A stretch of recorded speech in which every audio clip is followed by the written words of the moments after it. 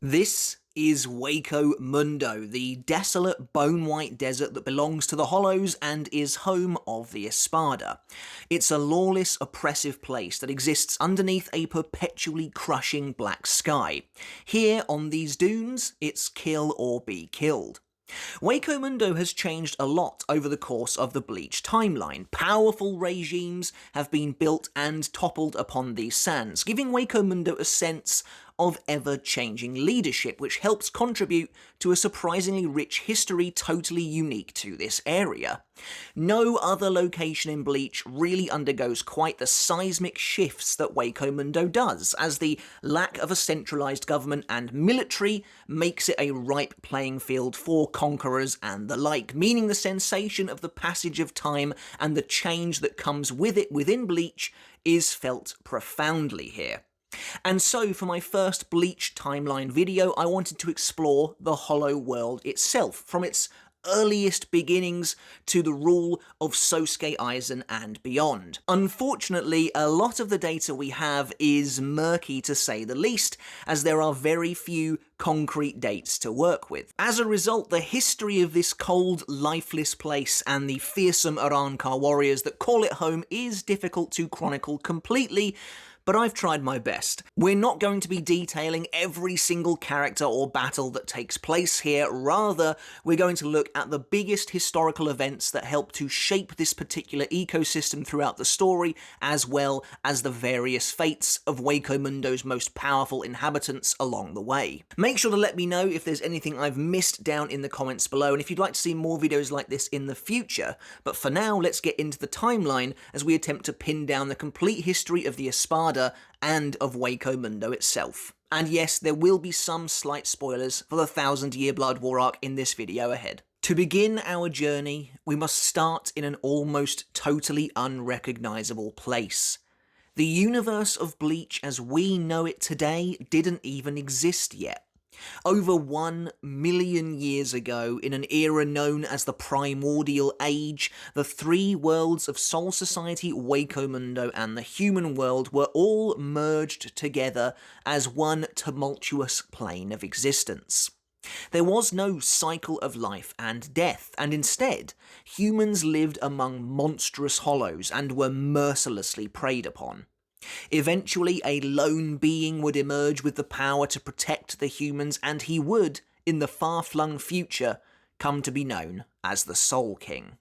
When the Soul King was eventually cast down by the ancestral heads of the 5 noble houses, they used his godlike ability of the Almighty to split this twisted maelstrom of a world into the 3 worlds we know today, and thus Hueco Mundo was born. And once Hueco Mundo came into being, it was said that that was where the Hollows would reside from there on out. Moving on, we have to press forward a considerable amount of time, though it's difficult to know how many years specifically. Several events in Hueco Mundo's past took place with no discernible time frame attributed to them, except they're clearly at some point before the first chapter of Bleach. It's likely the Hueco Mundo we know today had already begun to take shape, though it's important to remember that before Aizen arrived and imposed some form of civility upon the Hollows, falsely making them appear more Shinigami-like in nature, Hueco Mundo was a breeding ground for monstrosities who lived only by one rule: eat or be eaten. There were no true castles, no buildings, no flags, no false sunlight, no real purpose at all.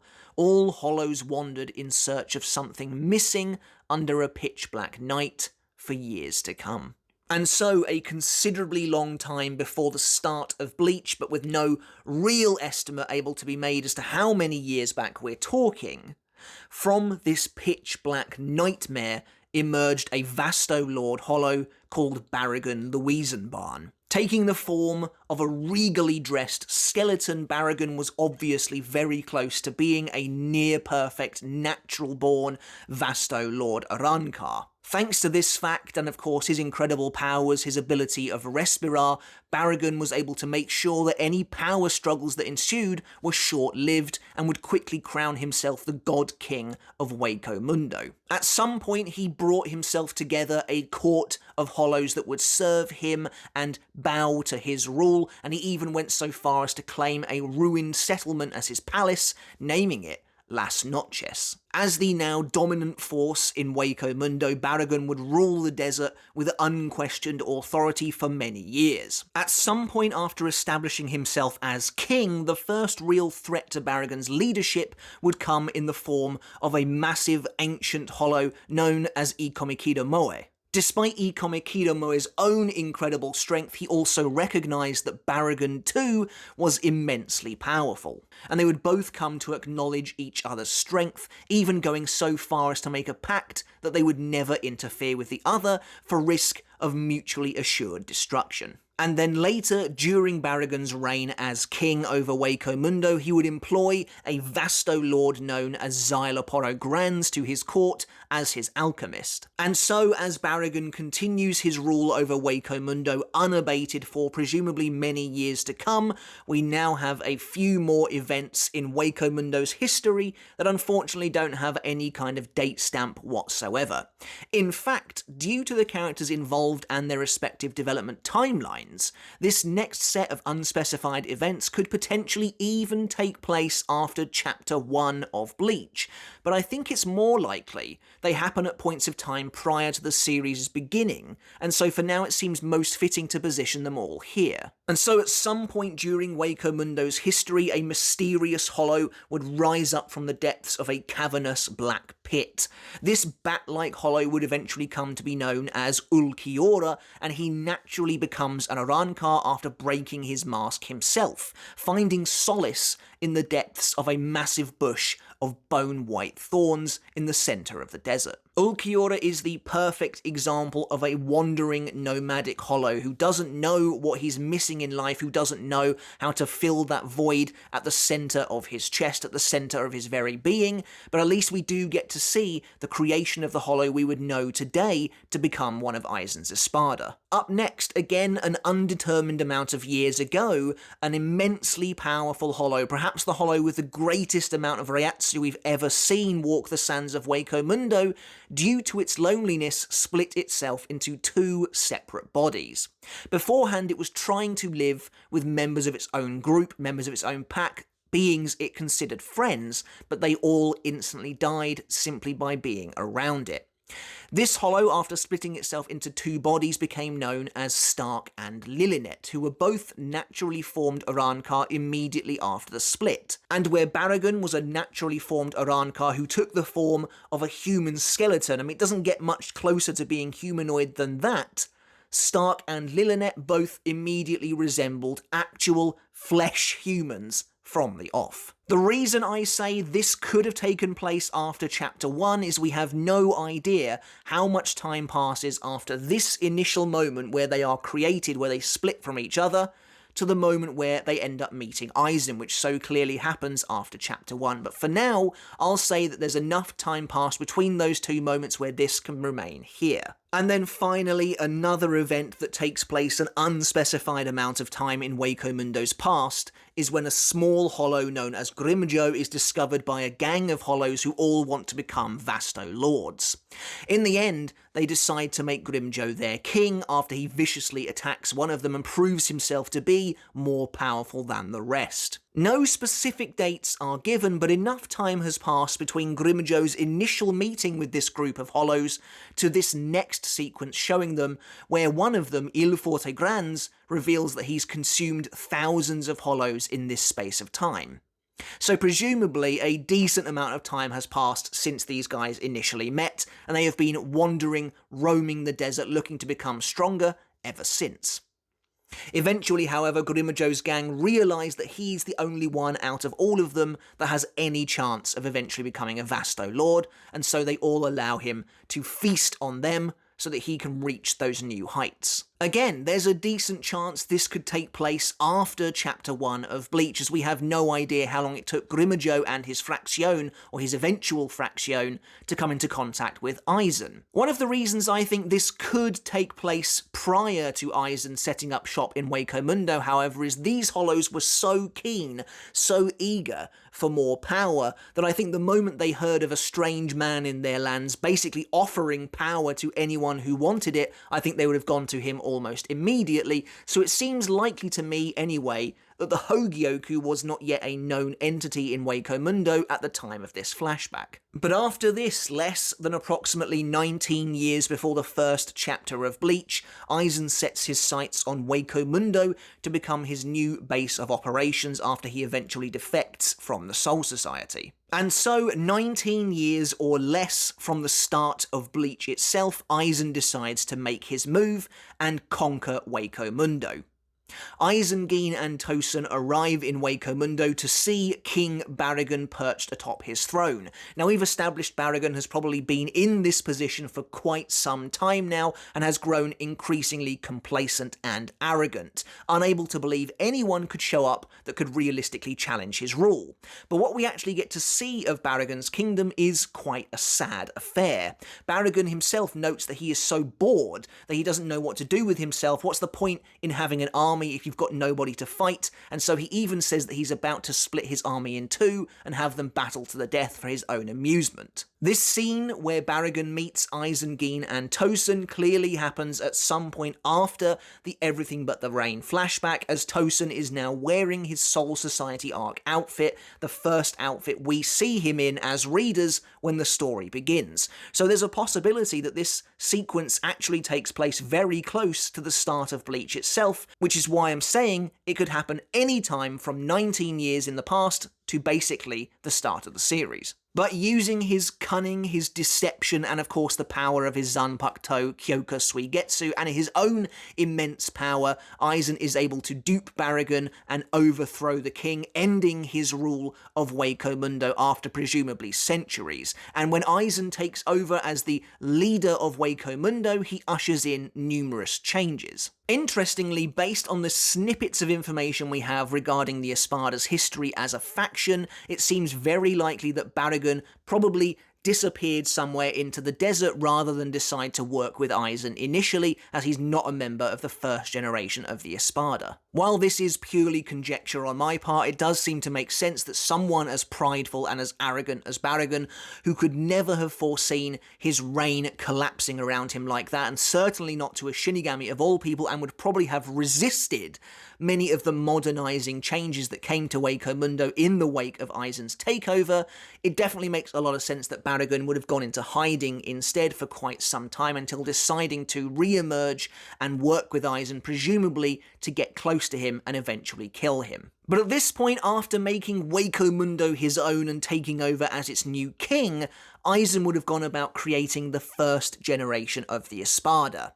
Now, the Espada generations are something we have very little knowledge of, unfortunately, so a lot of this, again, is going to be my own guesswork. However, I don't think there's really any reason to assume there's anything more than just 2 generations of Espada. And presumably this very first generation was made up of Espada number 2, Picaro, Espada number 3, Dordoni Alessandro dello Soccaccio, Espada number 5, Sarucci Sandowichi, Espada number 7, Gantenbane Mosqueda, and perhaps Espada number 9, Aroniero Ararueri, although it seems likely he could have been even higher up the ranks during this initial generation. And as we find out from the light novel Spirits Are Forever With You that also introduces the character of Picaro, we find out that Xyloporo Granz, once the alchemist under Baraggan's rule, joins Aizen's Espada as the first Zero Espada. Now, it's possible Neliel is also a part of that first generation, as she isn't around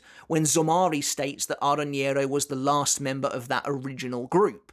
That line from Zomari is basically the only thing we have to go on regarding the first generation, that and the fact that the Privorone Espada are all demoted members, and they have to have presumably come from that initial group. However, it seems unlikely to me that Neliel was a part of that initial generation, as she was strong enough to not be immediately replaced by newcomers like Noitra Jiruga and the resurgent Xyloporo Grands, who would eventually return to being an Espada after being demoted later on. Also during this time, Aizen would build a new version of Las Noches, which becomes the palace we see today, a considerably grander affair than anything Baraggan used to command. But this is really interesting, as this is where we start to see Aizen beginning to mess with the norms and the conventions that the Hollows have enjoyed for a millennia, at least up until now. He institutes a blinding brilliant sunlit sky within the dome of Las Noches, which is the complete antithesis to that deep black sky Hollows have enjoyed up until now. While Aizen may come across as a benevolent conqueror, this is just one of the many ways he bends all of the Hollows to his will. And during this seismic shift in the way Hueco Mundo works, Aizen would begin bringing civilization to Hueco Mundo in general, preventing the constant infighting of Hollows and instead giving them ranks within his army. Our next stop on the Hueco Mundo timeline comes in the immediate aftermath of the Soul Society arc. Aizen escapes to Hueco Mundo after revealing his true nature to the Gotei 13, having successfully stolen Kisuke Urahara's Hogyoku. And we know that at this point Aizen decides to feed it to his own incomplete Hogyoku, and now it finally activates. And as a result, he's able to begin creating true Urankar, who are considerably stronger than the vast majority of Urankar who were naturally born before the Hogyoku came about. In fact, Isshin Kurosaki mentions that the Urankar had been stuck at the same level for decades prior to Aizen arriving with his completed Hogyoku. But Aizen arriving with the Hogyoku isn't good news for everybody. In fact, it's very bad news for that first generation of the Espada. With these new, more powerful Urankar at his disposal, Aizen demotes characters like Dordoni, Soruchi, and Gantenbane, only choosing to leave Araniero in his place. Now as the 9th Espada, I'm presuming he was probably booted down a few ranks. That's only a guess on my part, but it makes sense to me, and presumably again Aizen chooses to leave him as a member of the Espada thanks to his potential for limitless growth. We get to briefly see from Dordoni's own perspective what it was like to be demoted, what it was like to watch characters like Noitra rise up above you to take your place within the Espada due to the incredible amount of power the Hogyoku was able to awaken within them. And so it seems likely that what we have here after this initial wave of demotions that resulted in the creation of the Privaron Espada, we now have the second generation of Espada, which are the ones that our heroes go up against in the Urankar arc, albeit not without some changes to the ranks, and the Espada itself are not actually completed just yet. Noitra, now Espada number 8, destroys a colony of Hollows while on a mission from Aizen to find a Vasto Lord. Perhaps Aizen is still searching for that Hollow to eventually become his Primera Espada. I don't know. Again, there aren't really any dates, unfortunately, to line up with this, but we know around the same time as Noitra is still Espada number 8, and Xyloporo has been officially kicked out of the Espada, this is round about the time Neliel is removed from the Espada by Noitra. At the same time, Neliel's Fraction, Pesce, and Dondachaka have their masks forcefully ripped off, and it seems like over time they reverted back to what's possibly their original pre-Urankar hollow forms. As we see in that flashback, after their masks were removed, they still looked quite humanoid. They looked quite like humans, and so it's clear that they were probably Urankar until their masks were destroyed by Noitra, reverting them back to these stranger forms that we see in the present-day timeline.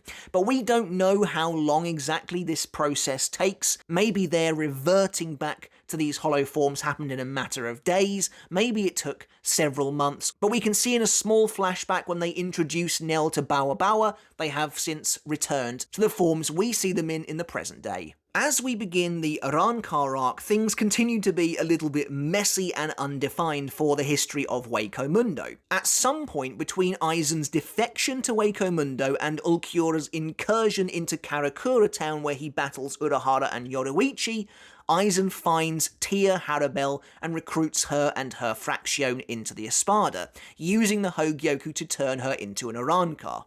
Now, of course, this is anime filler, so it's not canon, but it is interesting to note because the anime explicitly shows Aizen wearing his immediate post-Soul Society outfit, but we see the Arrancar version of Haribel presumably in the Espada as early as chapter 198, so these moments had to have happened on the timeline extraordinarily close together. And then up next we have what I think anyway is probably the last member of the Espada to be found and admitted to their ranks, although of course it is possible that Baraggan Louisenbahn was the last one to turn up, as we never really see anything about him again until we see him in the Espada meeting later on.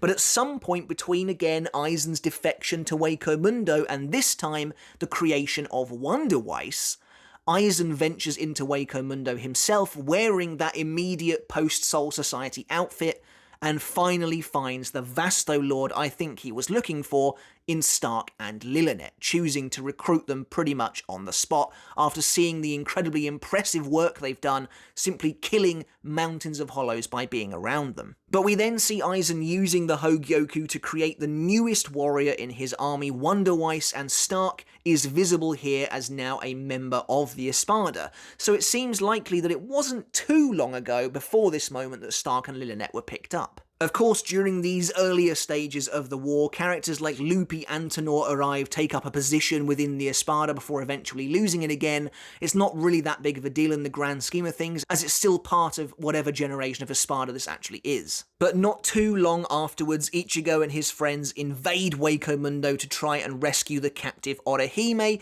and then Espada number 9, the last of the first generation of Espada, Aranero, is killed by Rukia Kuchiki. And it seems likely to me at least anyway that this is why Kubo chose to position Araniero's fight right next to the battles of the Privorone Espada, because they all come from that same generation, and by the time they're all defeated it's like the end of that generation in totality. And then a little bit later on from that, the captains invade Hueco Mundo to defeat the remaining Espada. And of course at this point Hueco Mundo is just undergoing massive turmoil. The battle, the war against Aizen and his army is in full swing. And so expect numerous important and powerful figures within the world of Hueco Mundo to start dropping like flies. And in fact from here, Hueco Mundo's power structure undergoes a massive shift as a majority of the Espada are killed in the battle against the Gote 13. Espada number 7, Zomari Larue, is killed by Byakuya Kuchiki. Espada 8 and the previous 0 Espada, Xyloporo Grands, is killed by Mayuri Kurotsuchi. Espada 5, Noitra Jiruga, is killed by Kenpachi Zaraki. Espada 4, Ulquiorra Shifa, is killed by Ichigo Kurosaki. Espada number 2, and the first ever king of Hueco Mundo, Baraggan Louisenbahn, dies in the Battle of the Fake Karakura Town arc after being killed by Hachigen Ushoda, but just before he dies, Baraggan makes one last-ditch effort attempt at Aizen's life before disappearing completely. Then Espada number 1, Coyote Stark, is killed by Kyoraku Shunsui. And then once the battle ends, once Aizen has been defeated, once he has fallen and been imprisoned, Yami Largo, Espada number 10, but also the current 0 Espada, and the last remaining living Espada in Hueco Mundo, dies of his injuries as well. However, we learn right at the very end of this battle, having survived the fake Karakura Town and being betrayed by Aizen, the 3rd Espada, Tia Haribel, returns to Hueco Mundo with her Fraction after being healed by Orihime, where she then becomes the new de facto leader. She realises that now the powerful Espada are all gone, the weaker Hollows will be able to amass near the ruined Las Noches, and the fighting, the civil war, will begin once again. Aizen's tenuous civilization that he imposed on Hueco Mundo will once again vanish, returning the world to that quiet darkness it has so desperately needed ever since. That being said, while Haribel does think the Hollows need and deserve that darkness back in their lives as it gives them solace, she doesn't want to see Hueco Mundo simply descend back into chaos after having experienced a Hueco Mundo that can somewhat function as a normal place for a few years now, so Haribel deigns to take on this leadership role and try and keep that semblance of civilization going. And so, once Aizen has fallen, over the next 17 months, Harabel would begin working towards re-stabilising Hueco Mundo in the wake of the war. As Pesce mentions, after the deaths of both Baraggan and Stark, it fell to Harabel to take control. However, after approximately 18 months since the war with Aizen, Hueco Mundo would be invaded by a hidden enemy force, overthrowing its leadership yet again. In the first of their many conquests, Yhwach, the Quincy King, and his Wandenreich Empire assault Hueco Mundo, defeating and capturing Harabel with ease before conquering the rest of the land. Yhwach dispatches a squadron known as the Jagd Armee, or the Hunting Army, led by a sternritter called Kirge Opi, to round up Arrancar prisoners and kill those who are deemed too weak. Meanwhile, those that try and fight back are subdued and forcefully recruited into the Quincy army as expendable frontline soldiers. During this time, we can see the ruined remains of Las Noches after the battle with Ichigo and the Gote 13. Ichigo and his friends arrive to help displace the Quincy conquerors, battling alongside the Tre Bestia against the Sternritter and his men. And eventually, after a lengthy and hard-fought battle wherein numerous Arrancar are seriously injured, Grimmjow eventually arrives and kills Kirge, bringing an end to his occupation of Hueco Mundo. That being said, despite the death of Kirge, that doesn't mean the rest of the Quincy were all immediately taken care of as they scattered across the sands. However, Hueco Mundo from this point onwards takes up an interesting role within this new world that's being forged as a result of the massive war against the Quincy. Urahara, working with Grimmjow, sets up a temporary base camp in Hueco Mundo before moving on to a bigger compound further out in the desert. Here he establishes a base of operations in this area known as the Neagle Ruins. It's here that Urahara begins gathering disparate people towards him, including Orihime, Chad, Grimmjow, Neliel, Riruka, and Yukio, to prepare for the final battle to come. And then, once the Soul King is killed, and Yhwach tries to merge all three worlds back into that one primordial, mixed-up, turbulent landscape, Hueco Mundo begins experiencing serious earthquakes as a result of the start of that process. And then, 6 months after the end of the Quincy Blood War, Harabel, Neliel, and several other Arrancar, including surviving Arrancar like Rudborn Shailu from all the way back in the war against Aizen, battle and defeat the remaining Quincy scattered throughout Hueco Mundo, thereby returning rule to the Hollows. Several Hollows try to attack Harabel and Neliel to snatch control from them, but are swiftly defeated, showing that there's still work to be done to try and restore some order to this still lawless land. But a truce has now been made between Hueco Mundo's new rulers, Harabel and Neliel, who look to forge ahead with a slightly more progressive ruling system of this land to try and make it a more legitimate part of the Bleach universe and the rest of the Soul Society. And then much later, when Harabel and Neliel leave for the Soul Society, Harabel leaves the Tre Bestia in charge of Hueco Mundo until they return. But that's basically it for the complete timeline of the Espada and Hueco Mundo itself as one of the worlds of Bleach. What do you think of this type of video? Let me know in the comments below. Also, do let me know as well if I missed anything from this hopefully pretty comprehensive breakdown, this chronological look at all of the events as they have transpired in Hueco Mundo itself. I'd absolutely love to get your feedback and just to hear your opinions overall. Guys, make sure to hit subscribe if you haven't done already for more Bleach content like this every single week. And also don't forget to give the video a thumbs up as well to support me and the channel. And if you want to take that support from me another step further, I do also have a Patreon as well. And as always, I just want to say a massive shout out and a huge thank you to everyone who is supporting me over there on Patreon. I really do appreciate each and every one of you. But until next time, guys, I'll catch you later, and I'll see you then.